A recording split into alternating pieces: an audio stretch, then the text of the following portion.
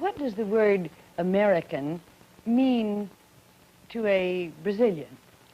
Americans have a way of treating us as if we were an American colony, and we certainly don't like it. To an Ethiopian? Some, not many, consider the Americans as the Italians just because they are white, and they have just complete hatred for the Americans.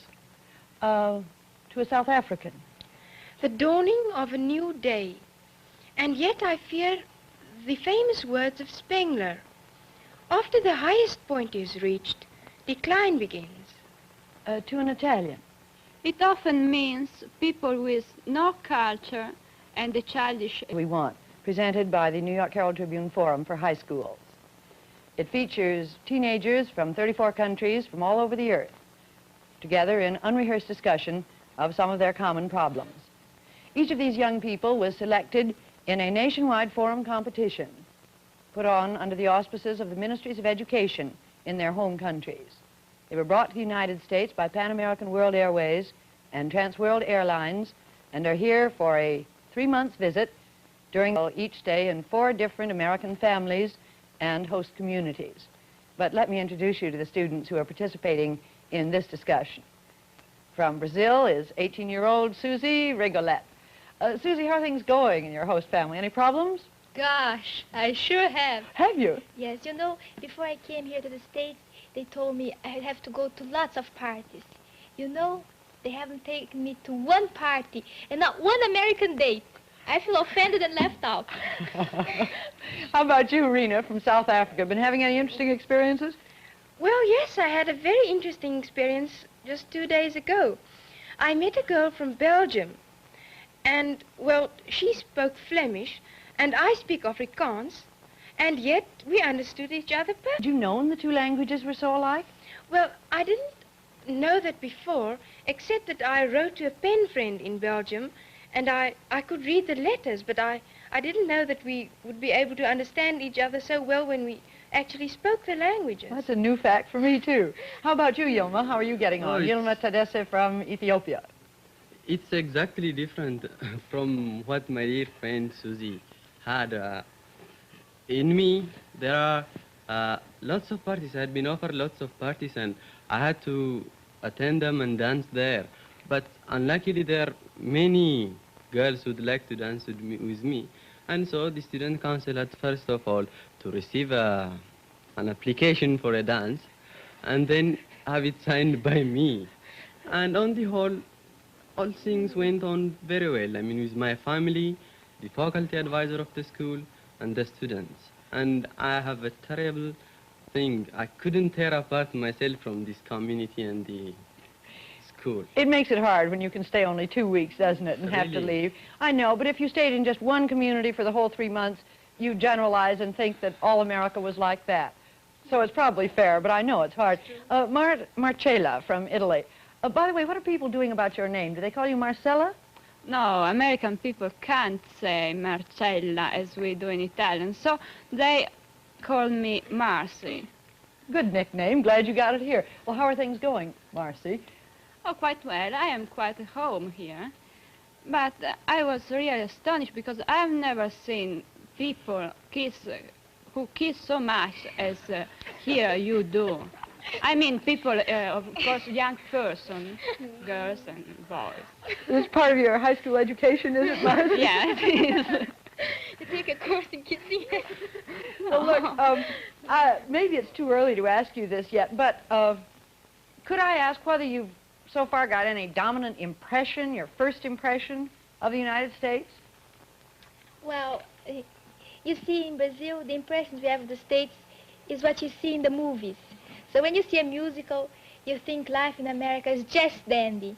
Everybody floats around in a rosy cloud, singing songs with a beautiful and handsome young man beside you. Then you see a gangster movie, and all the Americans are bloodthirsty and violent. So when I came here, with an American life, an American family, it was so different. I felt so at home. It's a real family life. You know, I've complained about the parties, but maybe it's just as good because I'm with my family every evening. We watch TV, we talk, we have discussions, we do homework. So it's just as good. So your image of America made from movies, where every young girl had a young man and danced all the time, hasn't proved to be true in your case, has No, it? not yet. Maybe it will. Maybe that will come I later. sure hope so. Any other impressions? Yes, I do. I thought the Americans would be hospitable and friendly. And as a matter of fact, it became true. I proved it.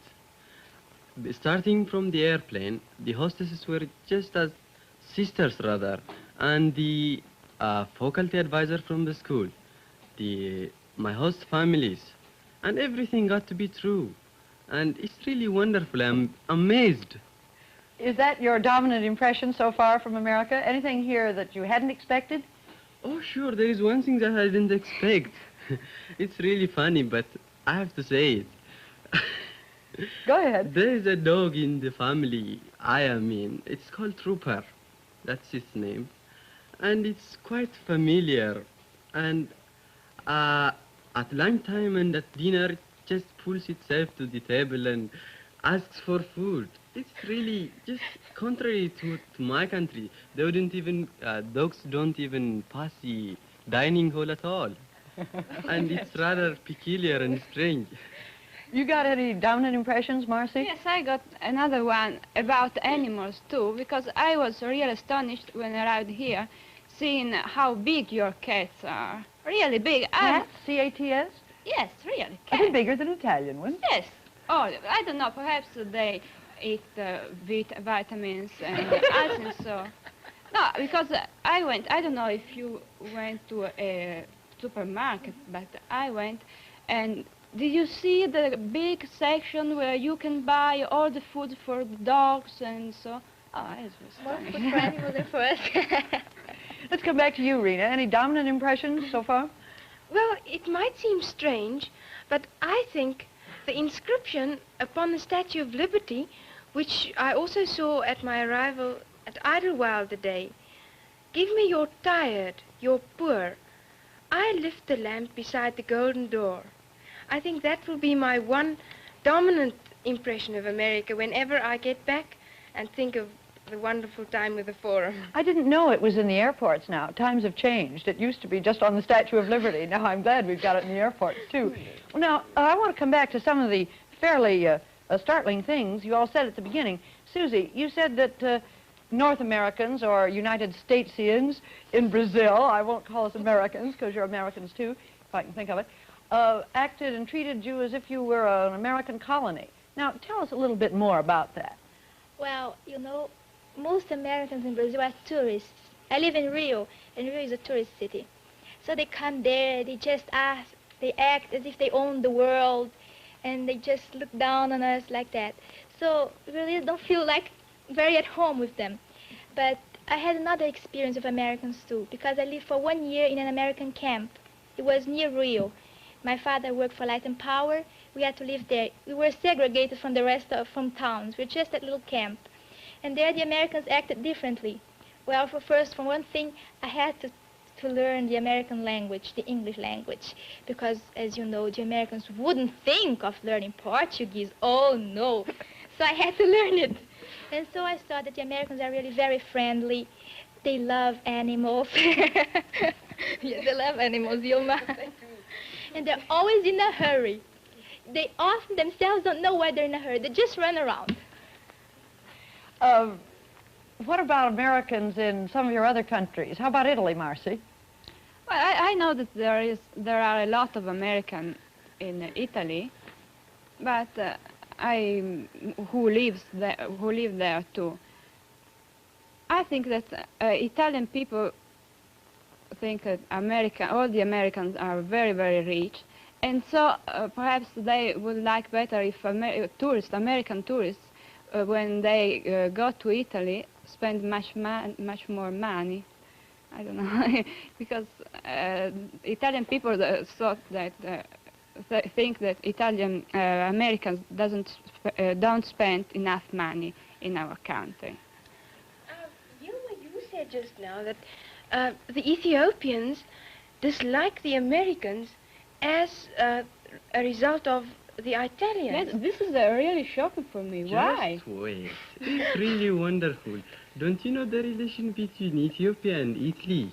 Well, yes. From 1936 to 1941? Would you mind telling me if you have come across it in your history? I don't think so you would. But let me hear it. Oh, I like better if you speak.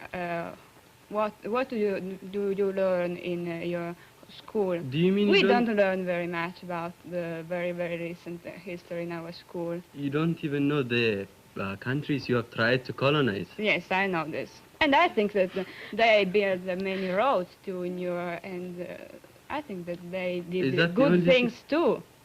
Yeah, that's true. But don't you know what you did? I mean, didn't you learn in your history that what Italy did to Ethiopia? In what year? And when did they go out or things like that? Don't you come across? Go on, tell us. That's a fair question, Marcy. Tell us what you learned, or what you know about the Italian trouble with Ethiopia. Oh, I don't know very much indeed. I think that perhaps I studied something about it, but now I forgot it. Well, I'll be pleased to tell you if you haven't come across it in your history. Well, it should have been because you have been in my country for 5 years. Yeah. From 1936 to 1941. Yes, you came and bombarded our country, killed all of people, and did all sorts of things. And still you don't know the history of this thing. Well, luckily you were kicked out in 1941. Well, Yilma, Yeah. maybe she doesn't know it because it's much more important to the Ethiopians than to the Italians. Well, of course I admit, it might be as well important to know for her, I mean, what her country has done, what countries Italy dominated, what countries Italy tried to colonize. Don't you think that would at least be important to know what countries she It colonized? would be a little important to them and very important to you. It's very important to me and I know it well. And I have explained it to you.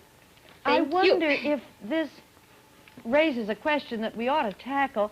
Is it a good thing that in schools today in 1958 you don't learn much about 1938? Is that a good thing or is it a bad thing? And is it true of other events of the 1930s? Well, I think it's a bad thing. I would like to know much more of our government, of our economy, and of all the things that are happening now in the world. In our school, we don't study this kind of thing. We just study history as far as I think the first World War. Well, don't you ever get to study, for example, Italy under fascism and the Second World War?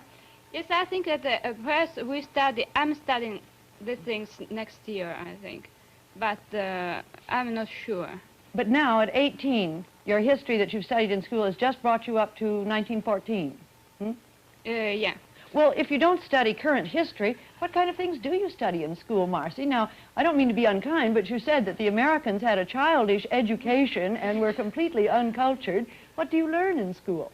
Oh, we learn a lot of things which I don't know if they are very useful for us. Because, for instance, we in my school, I'm attending a classical school, and so we learn Greek and Latin, history and philosophy, and a lot of very old-fashioned things. But you haven't really learned yet about the fascist period in Italy. No, I think I'm learning something next year. Well, now, what about in Ethiopia, Yilma? What have you learned in school about this period? Yeah. As a matter of fact, we celebrate the day the Italians were kicked out every year. And I don't mean it's our independent day. We had our independence even before Christ, rather. And we just remember that date and just celebrate it. And of course, every individual in Ethiopia wouldn't ever forget what the Italians had done to us. I'm sorry. What the Italians do to us? They killed many people, innumerable. Why? Well, They'd like to colonize our country, and we wouldn't let them do so. Well, we have to sacrifice so many bloods and things like that in order to keep the freedom of our country. Don't you think that's good? Oh, yes, That's of course. perfectly true. I guess. Well, Rena, tell me about education in your country. Do you learn really history up to date? Well, I wouldn't say as up-to-date as in American schools, for in American schools, they seem to know everything more about the present history than about the past. And yet I think perhaps in this atom age of ours, it's more important. But I'd like to tell Yilma just something. Yilma, do you know that you were talking about your very old country, but I don't know if you ever heard about the Zimbabwe ruins well, it's more or less in Rhodesia, a little bit north of South Africa, the Union. And we think that the Ethiopian people built it there, and there can be found no traces whatsoever which people inhabited it or whatever happened. It's probably the Ethiopians, I agree. I'm sure. And that's a proof that our country, Ethiopia, existed before Christ also. You say that your people came down from the Middle East. You are not native African. No, not at all. Ethiopians. As a matter of fact, we don't have the Negro blood at all. And we migrated from the Semitic type of the Saudi Arabia and Yemen and the countries just away from the Red Sea. And the origin could be said that some people drafted and came to the northern part of Ethiopia. And then they migrated inwards. And time went on, they stayed and stayed. And then the Hamitic races from the bordering, from the south and from Sudan and things like that, from the countries But in if you, Africa. excuse me for interrupting, but if you don't have Negro blood, then this is news to me. The Ethiopians, I would think, wouldn't have any particular feeling about race relations in other parts of Africa. We don't at all feel any relationship. It's none of our concern. I mean, we just don't care about it, as we don't have the Negro blood. We shouldn't have to worry ourselves. I mean, the color you might, the color of my face is just dark because it's due to the exposure of the sun. And my country is a mountainous country. It's 800 feet above sea level.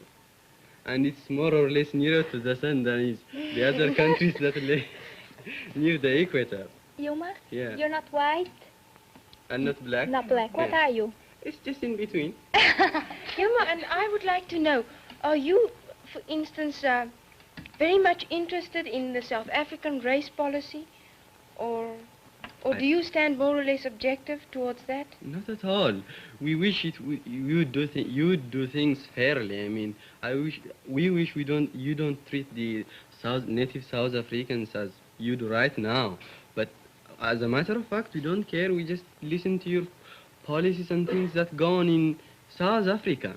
But I'd like to ask you one question. Would it become more, would it be, do you think it would be a little... I mean, wait, just before... Would the matter be worse or better, within these few years? Or what is the stand right now of this South African problem? Could I just ask you another question before I answer yours? Yeah. Is there any discrimination, for instance, between the separate tribes in your country? How do you, for instance... I'm very happy you brought that point. As a matter of fact, the Amhara tribes consider ourselves superior to the other tribes, to the adjacent tribes that live in the same community. And we just consider them inferior and consider ourselves superior. And that could be something of segregation, but it's not actually in the sense that you take it and the Americans in Little Rock take it. It's just very unprominent. I mean, do you mean that you think that the other tribes are perhaps a little too primitive, for instance? Not a matter of primitiveness or so. It's just a matter of ignorance, I shall say. Oh. The Amhara tribes are more cute and clever. And that's why, they're just... That's your tribe? Yeah, that's my tribe. I'm But proud of very it. modest, yes. Yeah. And Yuma, do you have whites in Ethiopia? White people? Foreigners? White people, yes. Yeah, lots of them. We have the Americans, as a matter of fact. They're working in different departments. And I'd like to say one point on that. They seem to be more cooperative in they looked as though they are cooperative in my country, and I thought it was because they were in a foreign country that they should cooperate. But no, I proved it right here. They come in, they have assemblies in communities and things like that. I mean, they are more cooperative than I actually saw it in my country. Yoma, just to get back to another point, do you then think, for instance, it's fair that if there is discrimination in Ethiopia, even between, well, the same race and the same nation? Not the same race, of course the same nation. The same nation. But do you think then it's fair to judge South Africans as white towards black? If you don't, for instance, acknowledge the less good Ethiopians, well, we do acknowledge them. I don't mean we don't actually consider our discrimination, what you call it, is not as prominent and worldwide known as it's in South Africa. That's it. Well, what are we actually saying here? That there is all kinds of discrimination, and discrimination is all right as long as it isn't too prominent, or as long as it isn't between black and white? What are we saying here anyway? No, it's like this. She said, do you think the discriminations in your country is good, or the discrimination, the segregation? Excuse me, let's hear from Susie on this, because Brazil's got a special point of view, I'm sure. No, what they wanted to say is that he was telling her that she has discrimination. She's telling him he has... Segregation, not discrimination. I'm sorry, segregation. And she's telling him that he has a kind of segregation too. And he won't admit it. I did. I just told you first of all. How did you happen to know it? You consider your segregation different. Yeah. Yes, because you're all different. Well, what's it like in Brazil, Susie? Well, my country has a very good point, a point of advantage in that, because we have no segregation at all. And we could be in the same position as the United States, because we had slaves just the same as they did, just about the same time as they did. Only our country was a colony of Portugal. The United States was a colony of England. The Englands are Anglo-Saxons. The Portuguese are Latins. And the Latin race, how to say, mingles very easily. So there were marriages between black and white. They formed mulattoes, which are not black and are not white. They mingled and mingled and mingled. So now we don't have black and white. We have all sorts of colors, from white to very black, with light brown in between. And in Brazil, there's just no question if that person has a little Negro blood, like here in the States. He has 1/8 of Negro blood, he's considered a Negro. He has 1/16, he's considered white. We just don't have it. You look at the person, look at another one, they're people. That's what's different. And I wanted to ask you something, Rena. You say there's a great segregation in your country. That's right. And in your country, do you have prejudices against the black people? Well, I wouldn't actually say prejudices. Perhaps I should just explain this to you. Everybody seems to have heard of apartheid during the last few months, years. And I think it's perhaps misinterpreted in most instances. I'll tell you what apartheid actually means. It means the development of two separate racial groups within their own areas. And Susie, you said that there is no discrimination whatsoever in Brazil. Could you just tell me more or less, are there more whites or more blacks in Brazil? There are more whites. There are more whites? Yes, there are more whites. But you can say white and black. White and not white. Oh, yes. Because the blacks aren't just black, they're all colors, as I told you. Because the whites marry very easily with the black and with the Indians. In Brazil, that happens very much.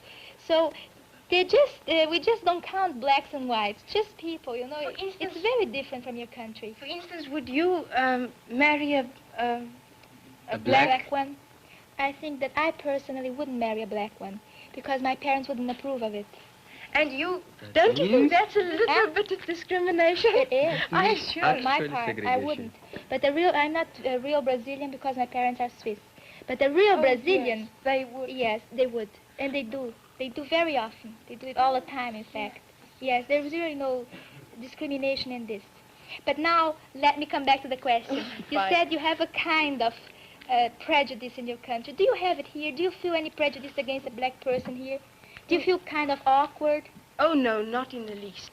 For instance, I think that integration in America is perfectly right.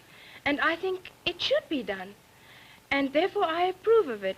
But I just don't see how integration would work in South Africa, at least not for the present. For in South Africa, it's 3 million whites against 12 million, whilst in America it's altogether different.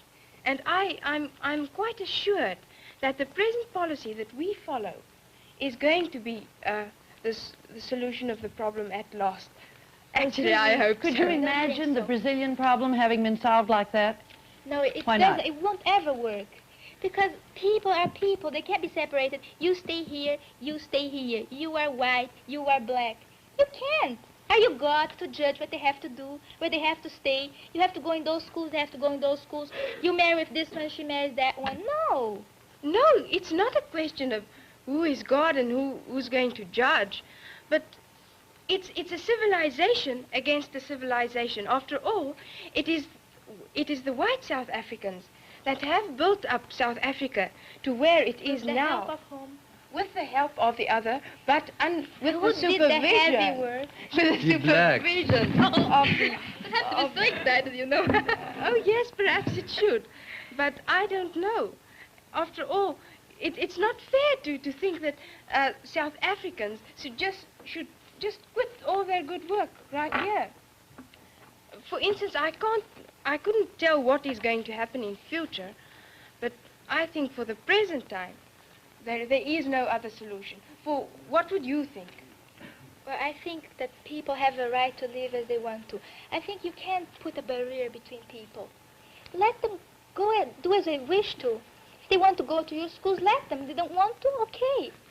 I'm sorry, our time's up, and you're just beginning to get into the interesting part of the discussion. It's a good note to end on that you gave us, Susie. People are people. In a brief summary, I think I've learned a couple of things tonight. I've learned a little bit more about Ethiopians' racial background. I've learned something about schools in Europe these days, and the fact that they don't teach current history. We may do a little more talking about schools. I think I should say, too, that our purpose is not so much to tackle a single subject exhaustively and reach conclusions. Maybe at the end of 3 months we'll just have a few tentative conclusions of the world we want. Our purpose is rather to give you some of the fun and maybe a little of the excitement that comes when this group of young people from all over the world get together and try to get to know each other. Our time's up, and so we have to say goodbye until this same time.